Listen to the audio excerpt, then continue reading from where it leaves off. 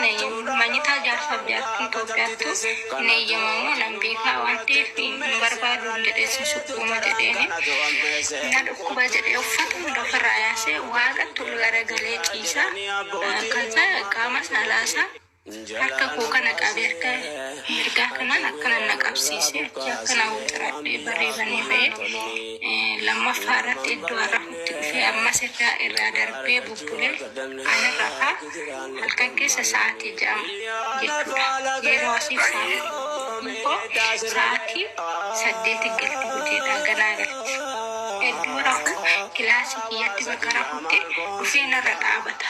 Kaza idduna fakkaatoo lafa usalee ka'u maal uffateera kan jala baay'ee jalaan uffatan hidhaa'u fuullaa jira ijoollee afurii rafteettiin ittiin ala jirti irra dhaabata walittaaleettis maamilaa ደግሜ ንገራቸው እንዴት ነው የወር አበባሽ ስትመጣ የምትጠቀሚው?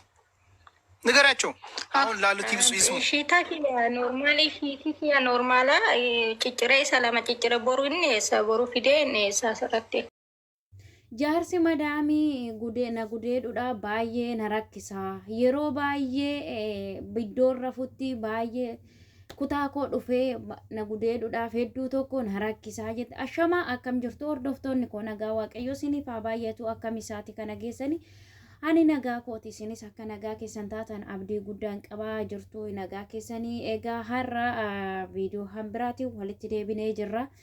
Video kana aga jalqaba kaastanii aga dhumaatti osoo ilaaleen koomentii tokko kennuu kennina isin injira obboloota ko warroonni jalqaba kaastanii aga amma kanaatti na hordofaa jirtan guddaa galatooma ulfaadhaa isin jechuun barbaada itti aansuudhaan immoo ammallee akkuma kanaan dura na jajjabeessaa turtan ammallee jabina keessan na barbaachisa isin injira obboloota ko yaada qabdanii fi gaaffii qabaatan immoo koomentii jalatti naaf katabuu isinaa isiniin jedha.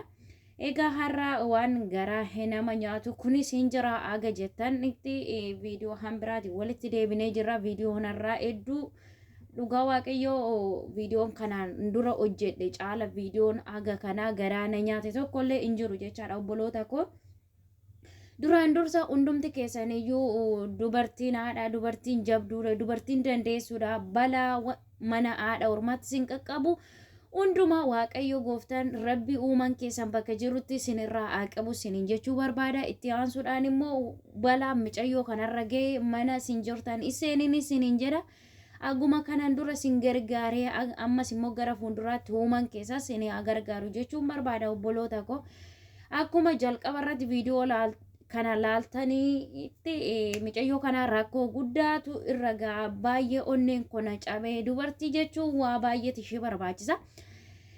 Egaa isheen immoo dandeessee kana hunda micayyoon kun erga gara Suudi Arabiyaa deemtee waggaa tokkoof ji'a 5 turte jechaadha. Ji'a 5 kana keessatti micayyoon kun rakkoo guddaa fi dararaa guddaa keessa jirti jechaadha. Micayyoon kun waan ittiin gabbaatee sooshaal miidiyaatti illee dubbatu hin qabdu waggaa fi ji'a 5 kana keessatti guyyaa takka alatti gadi bahee hin beeku baay'ee rakkina guddaa keessa jira jettee dubbattee jirti jechaadha waan baay'ee nama gaddisiisu. Dhugaa dubbachuuf ijoolleen biyya ormaatti rakkatti garuu kan akka micayyoo kana hin agarree maaliif jennaan egaa biyya ormaa keessatti biyya keenya keessattiyyuu dhiirri nama gudeeduun in ulfaata jechaadha. Egaa namni gaafa biyya isaati bahu kaayyoo qaba. Dhimma akkasii osoo qabaattee biyya keetiin baatu jechaadha. Dhimma gaa'ela ummachuu dhimma wanta dhimma foonii qaba osoo qabaattee biyya kee keessaan baatu. Nuti gaafa biyya keessaa baanu waan rakkannee dhimma akkasiitiif yoo birrii arganne waan akkasitti jijjiirru nu seeti jechaadha. Araba biratti nuti nama iyyuu itti fakkaannu garuu amma keenya nuun beekanii jechuun barbaada. Egaa micayyoo kana akkuma viidiyoo irratti argitan viidiyoo hunda sagalee ishee asirratti isinii waraabuu hin danda'u maaliif jennaan yuutuubiin naa daba sila ta'eef silaa osoo sagalee ishee hunda dhageeffattanii hedduu tokko waan garaa nama nyaatu jechaadha. Micayyoo kana jala turee gaafas jechaadha baay'ee tokko gadda onnee namaa cabsu. Kunillee injira amma jedhutti hin gahe jechaadha ani mataa kootti. Egaa obboloota koo gola madaamii keessaa rakkinoota baay'eetu sin qunnama jechaadha. Rakkinoota san immoo Kan furmaata isinii laatu uumaa keessanii fi rabbi keessa yoo ta'e malee namni tokko isin qaqqabuu hin danda'u jechaadha. Gaafa biyya keessanii baatu kanatu na qunnamaa kanan hojjedhaa maatii koo jijjiireen ofis jijjiiree waan tokko godhee gara biyya abbaa kootti deebi'a jettee biyya baate jechaadha. Garuu wanti nuti goonuu fi akka assaamnu sun nuuf ta'uu dhiisuu mala rakkinni kanaa ol nu qunnamuu danda'a jechaadha. Rakkina san immoo yoo rabbiin kadhanne malee wanti furmaata qabu hin jiru jedhee yaada. Egaa mucayyoon kun eega gara Itoophiyaatti dhuftee waggaa 1.5 kana keessatti rakkina guddaa fi wantoota humna ishiitii ol dandeessellee oofuu hin dandeenyetti itti baay'achaa ture jechaadha. Egaa har'a gara furmaata godhachuuttis yoo namoonni sagalee gurguddaa qaban sagalee taa'aa jiru. Mucayyoo kana akka achi baasan illee dubbatanii turan jechaadha. Egaa mucayyoo kana namichi gudeeduudhaaf jechaadha. Yeroo baay'ee jechaadha. Minaan illee mucayyoon kun argachaa hin jirtu. Minaan guyyaa keessatti sa'aatii 3 jechaadha. Sa'aatii 9 Itoophiyaa naannoftee jechaadha. Galmisaanis irbaannis galgallis wanti hunduu jechaadha. Bakka tokkotti sa'aatii 3tti kennuuf sa'aatii 3 sa'aatii 9 Itoophiyaa jechaadha. Mucayyoon kun akka qoonqonnan goggonneef dhugaa waaqayyo jechaadha. Viidiyoo sana akkanitti as gubbaatti isiniif maxxansuun dhabe. Aliyaandi akkasitti ol qabdee bishaan akka qoonqon konan goggonneefan bishaan kanaa qoonqoo hojjiifadhaa jette. Baay'ee waan nama gaddisiisu dhugaa waaqayyoo jechaadha. Pireediin beektu jedhee keessattuu shaamarran egaa pireediin akka namatti ulfaatu hundumti keessan iyyuu hin beektu waan saalfata miti kun haadhaa fi abbootii keenyarraa dhufe waan ta'eef jechaadha. Pireedii uffata kiyya cicciree tanan wanta akka mana keessatti hin bitaniif jechaadha. Dubartii dhugaa waaqayyoo jechaadha. Pireedii uffata koo kukkutee tanan akka hin jira miti ree isaan bira waan jirtu itti fayyadama. Waan nama gaddisiisu jechaadha dhugaa dubbachuuf akkasitti itti fayyadama. Egaa rakkoon ishirra ga'e kun isinirra hin ga'ini.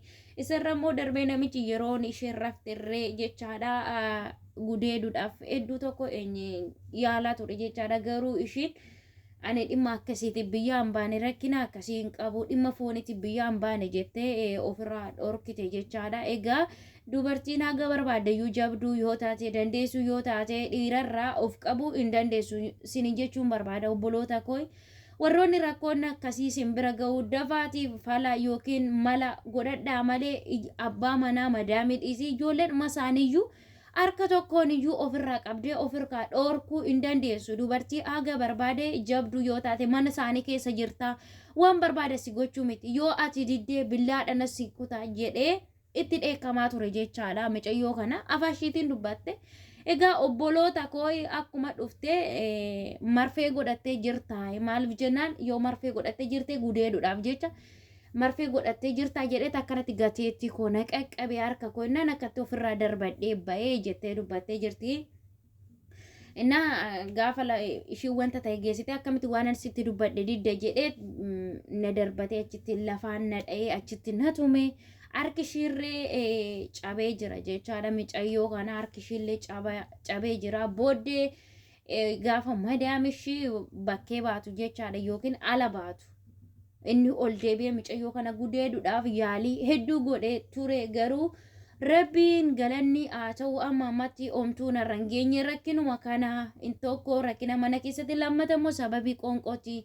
Garuu hamma na ajjeesuu fi gaafa na dabaddabee jedhu duuterti jedhee mucayyoon rafaa jirti gaafa kaattee dhuftu ani immoo nan iyya baay'ee laafee jira mucayyoon achitti na argite.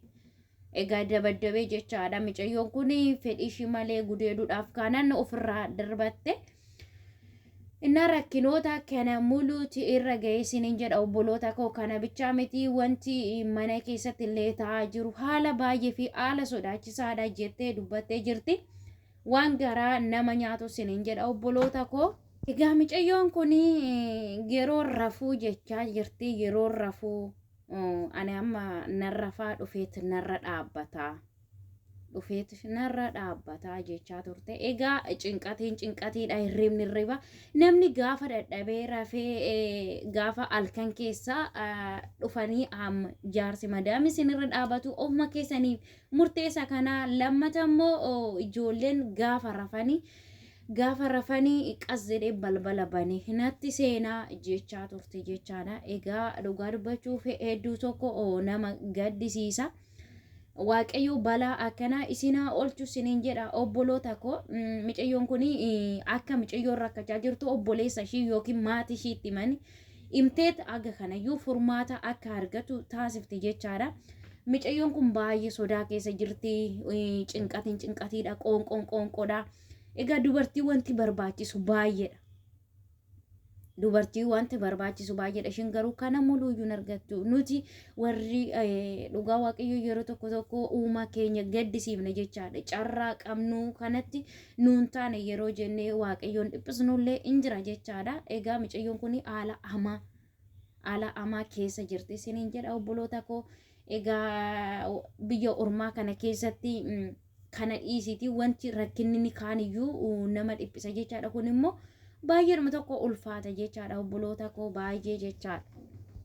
Egaa obboloota koo dhugaa dubbachuu fi amma na wajjin jira maaliif na wajjin hin jiraatu jedhee qanumaan natumaa ani immoo gaafa inni akkas naan jedhee qaxaqqaxameetuma zim jedha jechaa turte. Egaa dhugaa dubbachuuf hedduu tokko nama gaddisiisa obboloota koo hedduu jechaadha.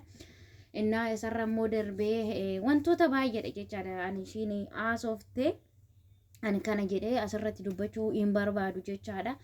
Dhugaa hedduu tokko na gaddisiisee maal akkan jedhu hin beeku. Dhugaa waaqa kanatu jira isiniin jechuu barbaadani obboloota koo waan baay'ee jechaadha. Waan baay'ee maaliif jennaan mana isaanii keessa jirta. Gola isaanii akka barbaaddetti dubbattee amma fakkeenyaaf sinumti nuti warri haala gaarii keessa jirruyyuu osuma arginu maaliif gola madaami keessa jirra sillateef osuma arginu zim jenna. Ishiin kunis immoo osuma eenyu jettu baay'eetti ulfaata jechaadha. Wanta kana micayyoo kana waaqumatti amma kanayyuu ishii eegi malee waan barbaade godhee biraa deemuu danda'a.